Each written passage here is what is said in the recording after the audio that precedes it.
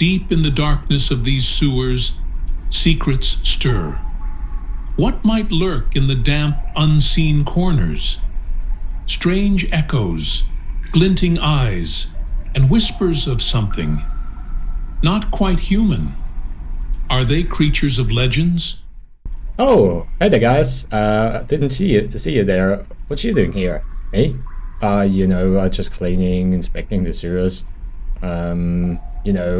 Nothing in particular. You've seen nothing, okay? You've seen nothing. Let's move on. Well, hello there guys, welcome back to another episode here on this Stonevania server. Oh boy, will this episode be full of building. So let's head into the episode. Don't forget to like, subscribe, you know the drill. First of all, let's update our Nether portal. I think it's finally time that we upgrade our portal here in the Nether, as this starter portal is boring, to be honest. It is small, it is just basic, we still use stone, so no. This has to go. And also in the process I want to make this hole bigger where we can access the Nether down below. So this will be fun to do so, as I have almost two stacks of TNT. So I hope I will be successful with just 2 stacks of TNT. As you can see, we have 2, 1, 2, and 3. So there, it's not the best place where I set up the hole in the Nether, but we will make it work, and also do an upgrade of the Nether portal. So let's hit it. Ladies and gentlemen.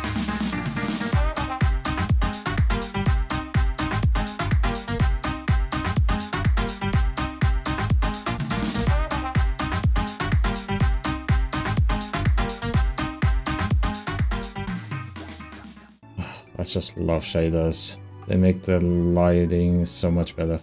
So from down here the spiral even looks way better. So I did 2 spirals, like intercrossing kind of thing. One with the end rods and one with glass panes, which are really hard to see when you fly into the portal. So I kind of went for a beam, and the portal is kind of constructed into the Nether kind of theme. And as I go with the solarpunk, I also use a lot of white and greenish and copperish. And also we put up a ladder, as you can see down here, for the non-flying Vanians. So we included everyone. So I kind of think it looks so good. Just a small build for the Nether portal. And down here, we now have a bigger opening into the Nether down below. It actually didn't took that long, as you've seen in the time lapse. I think not even a stack was used for that. So now we have an easy way to get down. Now that we finally updated our Nether portal, so it really looks, oh yeah, right in my face here, sorry for that. Now that we updated our Nether portal design, which I love, I think we also should do something around the base. So it's been a while since we added something, a building, tree, drones, anything actually. And I was thinking, as I always walk up here getting resources like stone and stuff, I have this view of this big empty space here. And I want to put something there, as well as continuing gradually over there with buildings. So the first idea, like to where to put the path up to the solarpunk city, was back here. So I made kind of a stair, which I removed, and because it didn't really feel well connected back there. So I thought, why not continuing over here? And I still have to connect it with the path. So at the moment, it's just a bit of a mud, but I made a bit around here. So let me just go into 3cam. So I made this kind of curve around the farm. I had to extend it, which kind of looks well integrated. Also a lot of bushes around here. So this is kind of like the walk way over. And over here I already did some clearing around this terrain to put the buildings. So building is coming here and another one is going up here. So I thought with the walk way it is going over here, a bit of curving around there.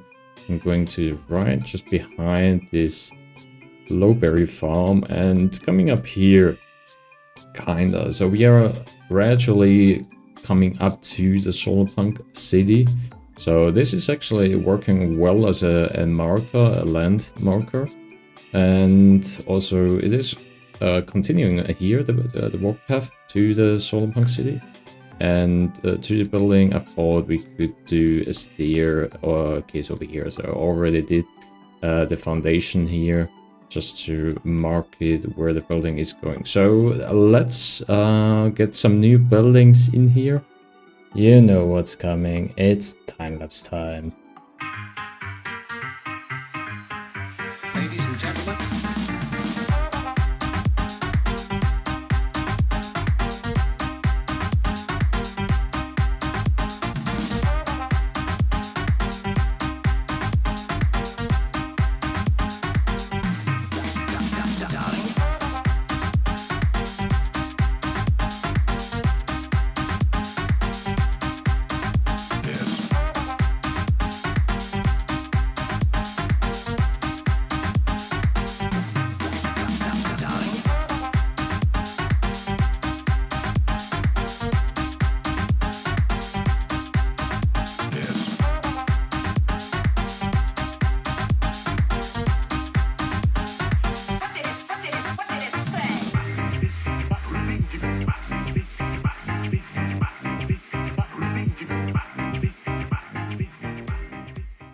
It is coming together. Oh, I love walking around here with all the party colors and the walk paths we have. It's so nice. And now with the new buildings, it feels so much more enclosed, which I love. So you actually can walk around now, around the buildings, just between them. So let me show you what it is.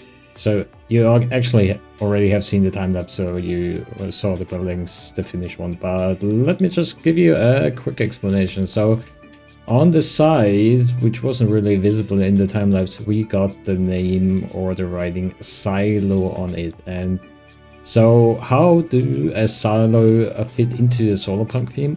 It is a storage of crops or energy. So I put a lever in here, so it kind of gives off that we are pumping kind of the energy from below into here and storing the energy. So inside, of course, it's empty. It's completely empty. And I actually don't have plans at the moment to put something in there. Maybe in the future, maybe some storage building. I don't know, to be honest, at the moment. I'm happy with the storage we got over there, so no plans for that. And in between, I just put up some glowberries. I kind of like how they fit into the building and with the gradient, the color and stuff like that. So this one is actually a leather. It kind of looks like one, but it's not usable. I changed it over here. So it's actually amazing that you can put a leather on a tractor, which I didn't know. So you can get up through here, and then there is a walkway over there. So I might put up some floor on that level, so you just can walk around, which is kind of nice. And of course, it's empty here as well. So now we have a connection from here to here, which is really nice. You just like, when you come over here, you walk away, can go to the silo or up to the new building, which is kind of like an apartment, like a living house, not like this where the robot or the harvest is stored, or the laboratory or the showcasings upstairs. So, and I put some benches scattered around.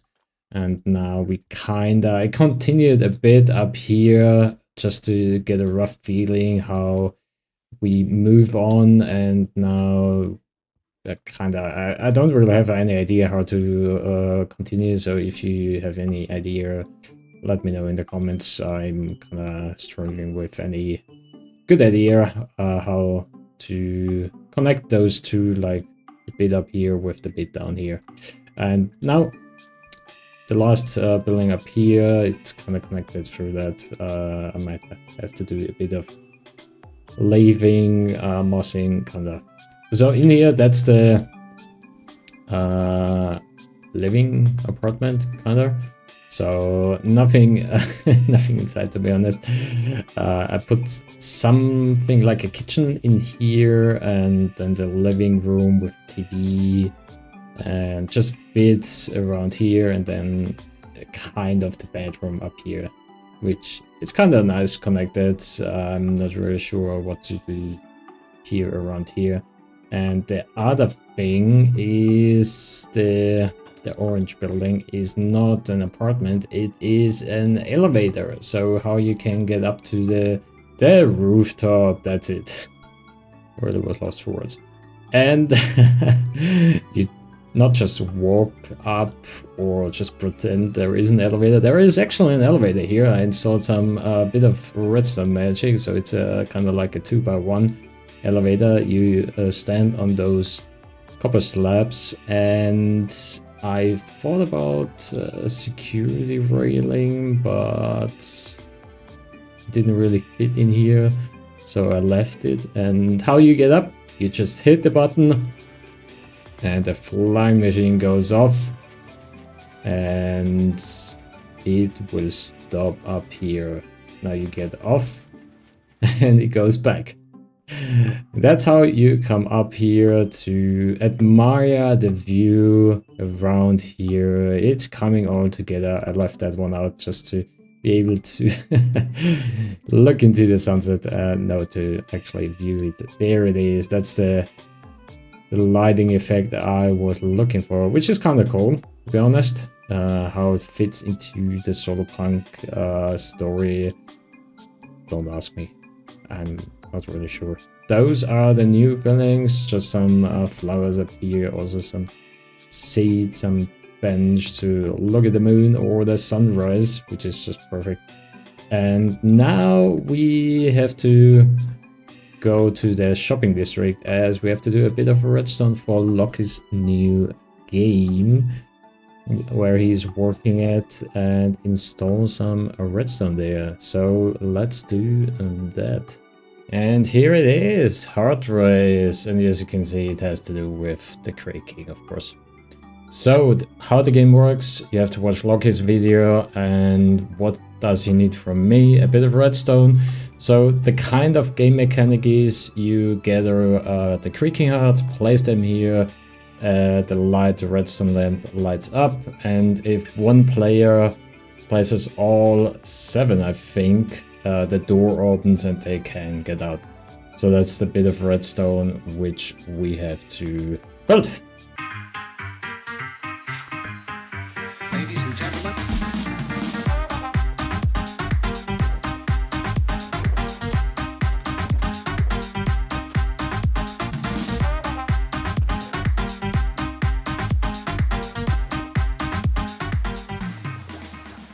and my job here is done. It feels good to have another redstone job done well. I hope it works. No, it does. It definitely works. And the game is officially open as well.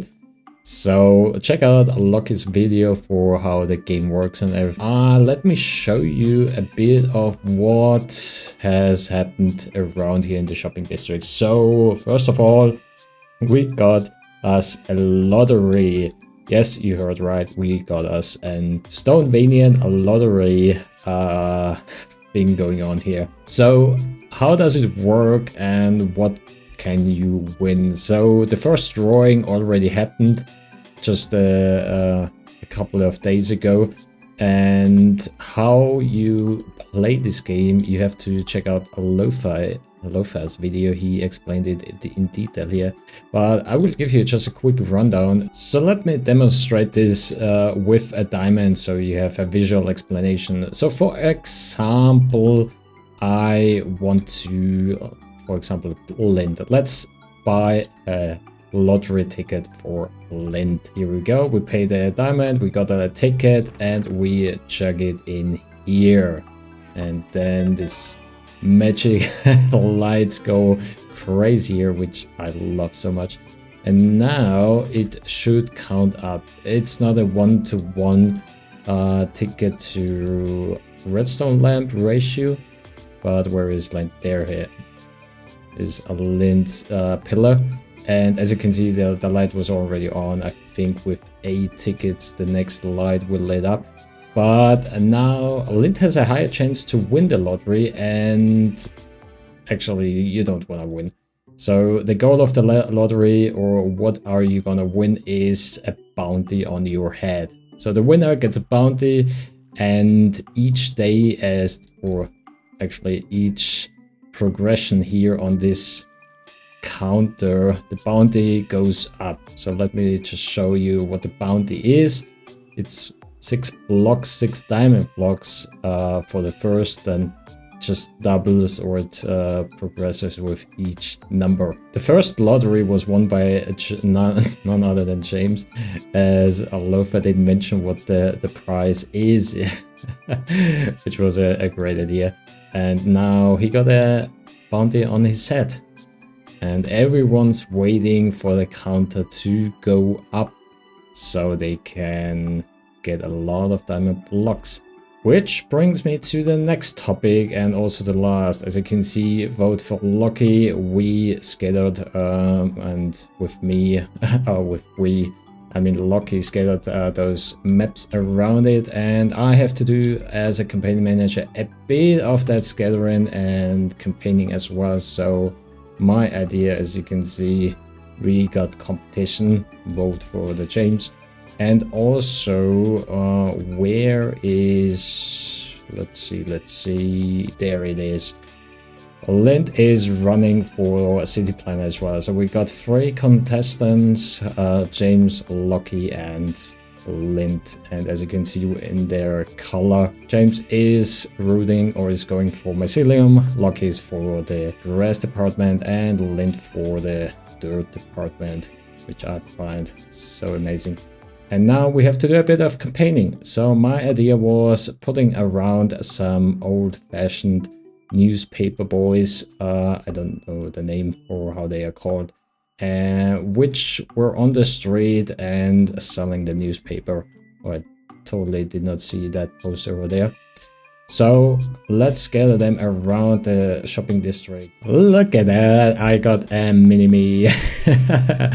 A mini version of myself running around the shopping district and delivering the extra news. Vote for Lucky map art.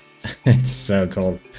I distributed a few of them around the shopping district just to advertise the Vote for Lucky campaign a bit more, and maybe you can spot or know what it should be. It's kind of like those old 1920s, 30s newspaper boys, which are on the street and handing out the newspaper with the bag and the rest of the newspaper.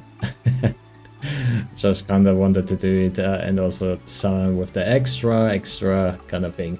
So while you walk around the shopping district, you come across a lot of those signs, boring, just hang up, and then boom, the newspaper boy.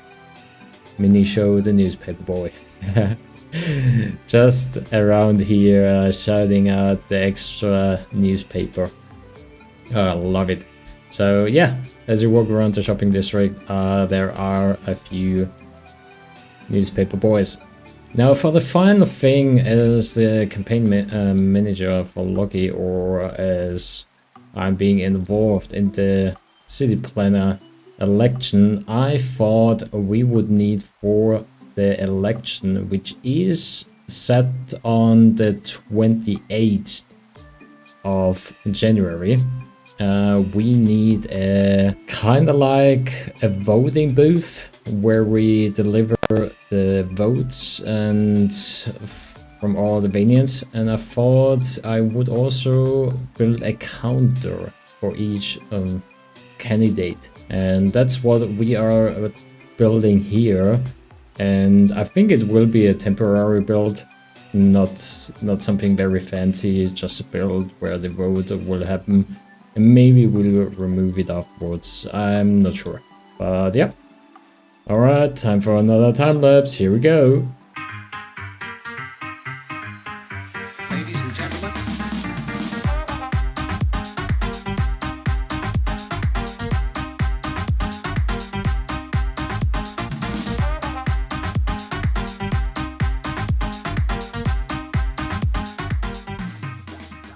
Alright. The building, I know it looks a bit weird, out of place. I did not plan the building at all, so I just did a job without any plan and just on the whim.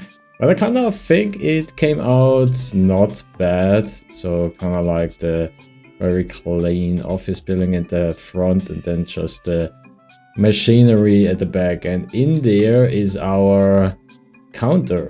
So it's not open, and it will open when we do the voting for the city planner on the 25th of January. And in here we got the 3 contestants or campaignists, like for the grass department, the rooted dirt, and the mycelium. So how will this work? Each one goes into the booth. It's that's why it's like very cramped in here. Comes into the booth, picks one of the 3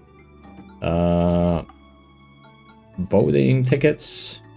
I'm not sure how I'm gonna call them, and puts them into the pot in here.